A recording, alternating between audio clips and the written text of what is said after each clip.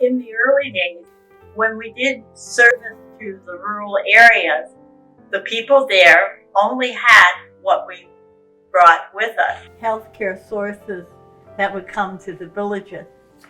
1997, the first roads came through.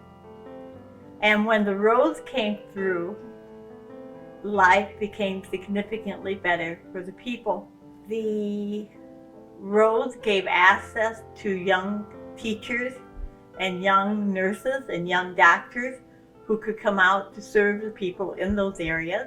With the roads, the state government could now put basic clinic offices in each zone of the rural area. There was now a general medical physician, 1 or 2 nurses, and with that minimal skeleton staff, the people had day in and day out access to care that they never had before. Obstacles from our first years include the lack of accessibility.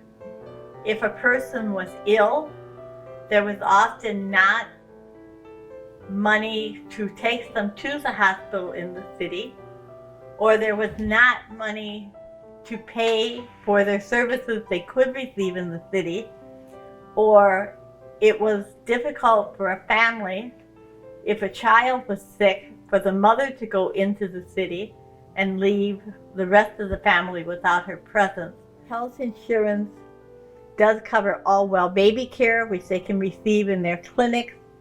It gives medications for high blood pressure and diabetes and basic infection.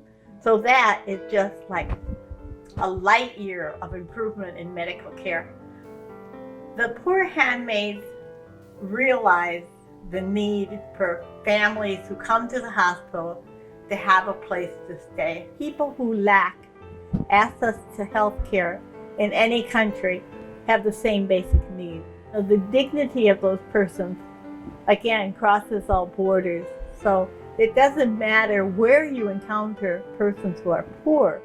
It's the approach that you take with them. There's a commonness of the human race that knows what people should have.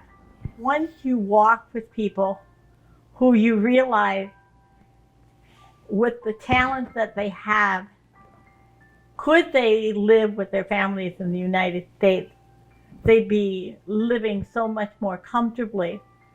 But that's not where they are. They're in these countries where God has placed them. So I think the gift of understanding cultures is one of the benefits we have reaped by having our mission experiences in Kenya and Brazil and Nigeria.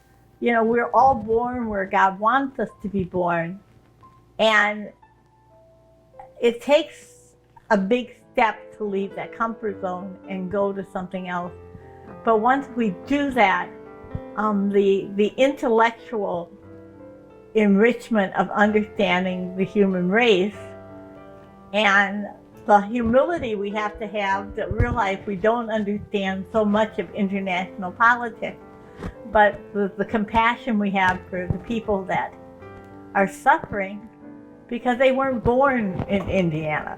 The challenge that gives to us, how do we try to make their life better? How do we try to give them what we can? I think the biggest gift to us are the insights of our Native sisters there. I think we as Americans have gone to different countries and shared our educational background in ministries of service. But I think we're now at a congregational step where it's the Native vocations that are going to polish all that up.